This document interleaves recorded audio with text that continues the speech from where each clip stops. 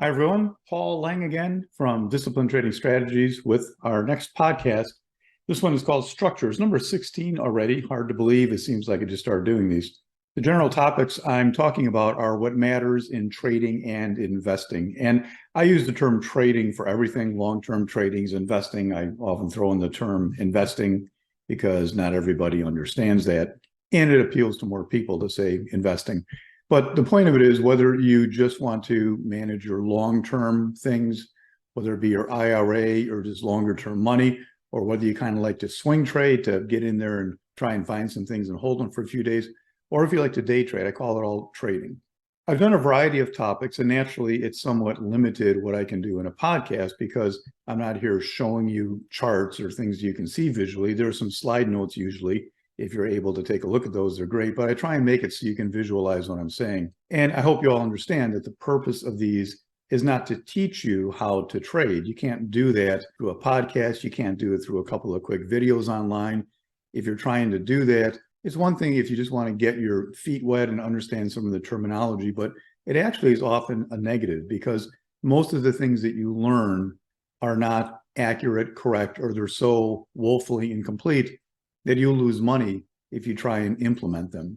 As a matter of fact, if you were to come to the trading room and watch me trade, and you had a basic understanding of technical analysis, you wouldn't have a clue what I was doing because basic technical analysis will just have you losing money. You have to have a better understanding of it. So I just want to be clear. The point of these podcasts is to get you to understand a little bit, if you're new or if you're struggling, what to look at, what not to look at, and kind of guide you down the road. And maybe eventually someday you want to get some training from myself or somebody else, whatever, that's fine. But just don't do what so many people do, which is to jump in, lose money, get discouraged, quit, come back, lose more money, and then get discouraged about the market in general because you think it's rigged or something. The market's not rigged. I talked about that in another podcast. It just simply has things that happen that most people don't understand. The market defies common sense for the most part. Most smart people coming to the market use common sense because that's what got them through life, and that's a good thing, but it doesn't work in the market. So today is more of a technical concept. It's not so theoretical. It's more about exactly what you do. Now, I still have to keep theoretical, and the topic is called structure. I'm not talking about how you prepare for the day. I always joke, because in the past, I've offered to have people send me their trading plans for me to look at. A trading plan is actually something very important. It actually is your form of structure. And when I get some of these trading plans, I often joke about them because out of 200 and some plans that have been sent to me, probably closer to 250, there's only been 2 plans that I sent back and said, hey, nice job, looks pretty good. The rest of them are just terrible.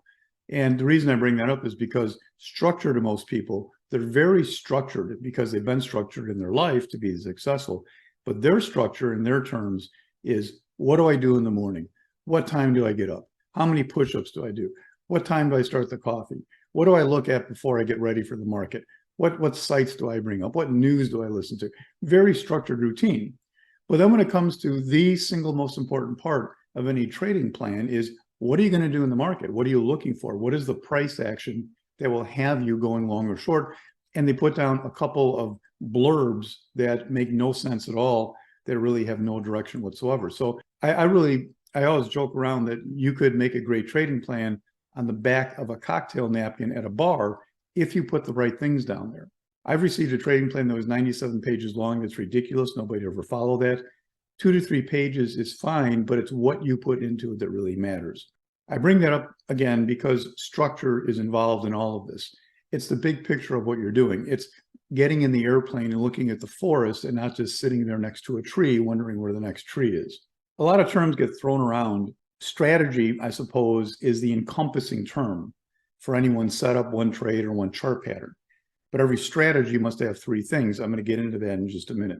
But the structure is what supersedes strategy. It's what are we doing? What are we looking at in the big picture? Here's a good way to tell if you have structure, and it's a way that I can tell from any trader very simply. Trader shows me a trade, and usually they'll show me a winning trade because they're proud of it.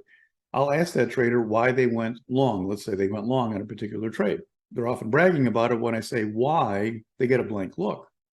And then the next trade they show me that happens to be a winner, of course, it's a totally different trade, totally different concept, totally different purpose for even taking the trade. And their description is often the same, but yet technically it's completely different, or they really can't describe in technical words what they did. The answers I often get are things like, well, it looked like it couldn't go any lower. Oh, it looked like it had bottomed. Oh, there was good news today and I knew it had to go higher. These are all things that are guaranteed to have you losing money in the long term. Now, any one day something might work, any week something might work. It's longevity that matters. I can't tell you how many traders have gotten back to me and said, oh, Paul, here's what I'm doing. I know you don't approve of this, but boy, I'm just kicking butt. And guess what? A couple months down the road, how's it going? Oh, I'm now the checker at Walmart or whatever it is. But seriously, people just don't continue to make it because they're not doing anything with structure. There's probably very few things in life, if you're going to be successful, that are more important to have structure than trading. Otherwise, you're just shooting in the breeze. You're just taking shots at things and you really have no clue. I always say if a trade works well on Monday, you have a good day on Monday, let's say, and Tuesday you have a bad day. I'm talking day trading now. How do you duplicate the success from Monday? How do you erase any possible mistakes from Tuesday on Wednesday? Unless you knew what you were supposed to do in the first place. How do you know if you did what you're supposed to do if you don't even know what you're supposed to do? As you're listening to me, you probably think, if you've been trading or playing in the market some, or dipping your toe in and doing a little trading, you probably think, oh, that's not me. I know what I'm doing. I know what it is I'm looking for. But the funny thing is, if you tried to tell me or to write it down or explain to me, I doubt you'd be successful at doing that. Very few people are. Here's another little test that you can do, and it's something that applies to me all the time. People frequently ask me, like in the trading room, hey, Paul, would you have gone long this trade? It's a trade that, had a huge move up. And a lot of times I can look back and I can honestly say no. Now, naturally, sitting there in front of all these people, I could say, oh, yeah, boy, I would have been long that if I saw it in a second. Why didn't you show it to me? But I know exactly what it is I'm looking for. I know exactly what I need to get into the trade, within very reasonable limits. And I can look at something, and even though it had a huge move, say, you know what? Even if I was staring that, I just wouldn't have gotten into it because it didn't meet my criteria. There aren't a lot of traders that can do that. And until you can do that, you will not be successful. Here's another good indicator of structure. Good traders have lots and lots of strategies. I know I kind of call them a bibliography of strategies that I can do, that I understand, that I could pull out and use on a day-to-day basis. But I almost always have come down to settle on 2 or 3 favorites. Now, they may change over time. Things change, market changes. We're in a tight range. We're in a wide range, whatever it is. But generally on any given week, there's a couple or 3 things that are my favorite type of strategies. If a trader has to describe 6 trades they took, and they describe 6 totally different things to me, there's something wrong. They're not likely going to be a successful trader. Now, the next level down is something I can't get into. It's understanding the language of charts. It's what I teach in my seminar program. It's understanding exactly what it is that you look for. But one level up, what I want to go into with you right now is the 3 general concepts of what you always have to do. In other words, your strategy, your knowledge of the chart has to involve understanding of 3 big concepts. And the first one of these, the number one, I call this the 3 parts of every strategy. The very number one thing is to find a picture of power. Now, what does that mean? Well, that involves a totally in-depth understanding of chart reading. So I can't give you a one-line answer. I couldn't possibly do it in a line. I spent hours explaining this. But when you get an understanding of things, what I want to do is give you some structure here. First part of structure is to find a chart that is a picture of power. In other words, why is this thing going to be moving higher or lower? It has nothing to do with news. You're not going to look to news or anything. Listen to my other podcasts about that. Sure, something may have sparked the chart, but we're talking about on the chart. What on the chart is going to make this stock start moving? I'll give you an example of one. There's 4 key ones. And again, I can't go into explaining all these because each one takes a very long time to fully understand what it means. But one general category is like a gap, a stock that gaps on the daily chart. And usually it gaps because of news of some kind. Some gaps can be very powerful. Now, some are meaningless. Some gap ups are bearish, but some are very powerful. And this can be a spark that begins a move. So the first concept of structure is to find a picture of power. Again, there are several. There are 4 that I really call key. And you have to find one of these. Otherwise, you just have a stock that's meandering and not going anywhere. And that's not what we want to do. Keep in mind, I do not believe that you need high volatility things. I don't trade crypto. I don't trade all kinds of other crap. I don't trade penny stocks. I trade boring stocks. I like precision. But if you get precision, you can make great money because you can get very accurate in terms of when you're getting in and when you're getting out. And if you trade liquid stocks, you can get the share size you need to make all the money that you want. So a picture of power to me just means it's a boring stock that's going to have one of the better moves it's had. Once you find that picture of power, of course, the next key thing you could probably guess, even if you haven't traded, is we have to kind of find that time frame of reference. In other words, where is it that I want to begin looking for an entry on this? If you found something that's moving, obviously I want to find the birthplace of this move if I can. But what always matters is the time frame of reference. For example, let's say a daily chart had a really big move up one day and it broke through all kinds of prior weeks and days of trading. And you said, wow, this thing is igniting a move higher. It's going to keep going higher. But the problem is, all right, where should I even begin to think about entering this? It just put in the biggest day it's had in a few weeks. If I get in just the next day at open, what if it drops for the next 3, 4, 5, 6 days? Then I'm going to be underwater this whole time and wishing I waited for a better entry. Should I wait for the daily chart to pull back? Should I wait that next day for the hourly chart to pull back?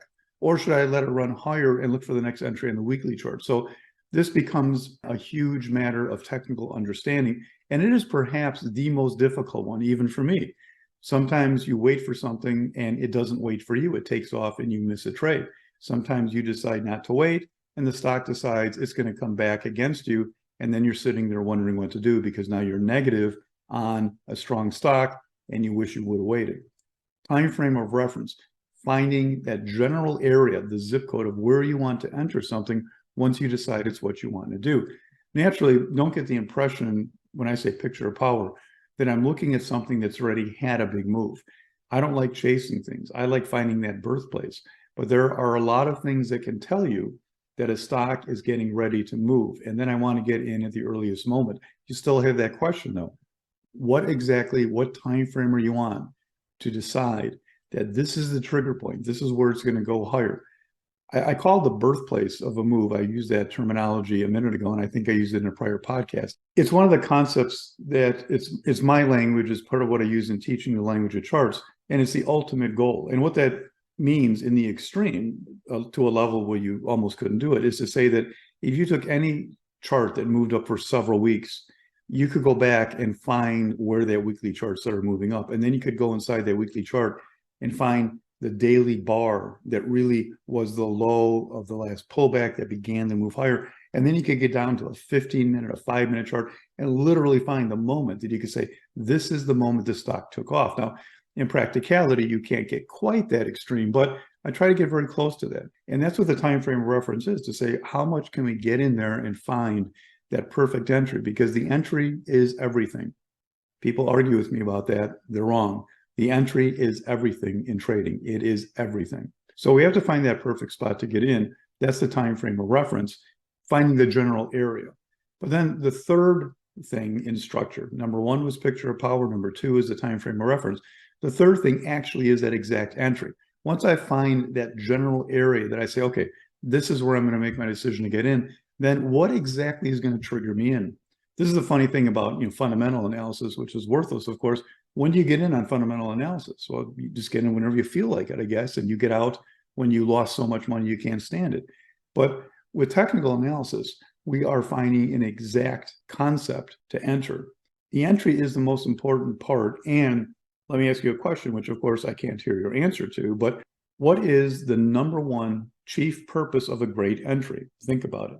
When I ask this in public, 90% wrong answers. I get answers about setting reward to risk and all these things, which is true. It does that. But the number one job of a great entry is to keep you out of a trade that ends up not working. In other words, the entry should be something where it has a threshold to get above. If we're thinking the bulls are getting strong and about ready to beat the bears in this area, we need proof of that to some degree. In other words, the reverse of that would be kind of just jumping into a stock that's falling and saying, well, I hope that's the bottom. We want proof that the bulls are actually going to be winning.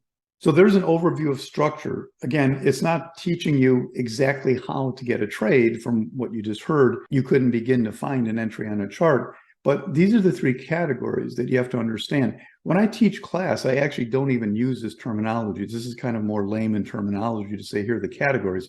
But we actually learn each of these. We learn what it is we want to find for a picture of power. We learn exactly how that time frame of reference works. And that's a very important part of understanding the whole concept of how prices move and how price action works. And then, of course, the great entries. All these are things that are discussed in huge detail. And it is something that gets you to an A+ understanding of charts, which is what you need to make money. I emphasized before, and one of the things I want to bring out in these podcasts, if you're not ready to trade or to start off, I suggest you don't do anything until you're ready. First of all, don't ever risk any money. I don't care how much money you have. Don't even risk $100 on a trade, maybe a long-term trade, but as a day trade, don't even risk $50 until you know what you're doing, because it'll only mess you up. Don't read garbage, because it's all stuff you have to unlearn. My biggest job oftentimes as an instructor is getting people to unlearn garbage that they keep referring to that simply doesn't work. There's a lot of common sayings out there. There's a lot of common philosophies that simply don't work. They're sometimes incomplete, but not false. They're sometimes just false. If you wanted to do something to prepare yourself, don't read junk on the internet, but rather look at charts yourself. Just say, hey, what actually happens in the marketplace? You can also come to my site, Disciplined Trading Strategies. There's a lot of good information there for you that is free. Feel free to also email me if you have any questions. This is the end of episode number 16. And whether you're listening to these podcasts on Mission Matters or on Spotify or on Apple, all the other episodes are there. Go back and listen to them. Be careful if you're driving, and be sure to subscribe if you like what you're hearing, so you'll get notified of the new episodes. They come out every Thursday. Until next time, this is Paul for Disciplined Trading Strategies. Good trading, everybody.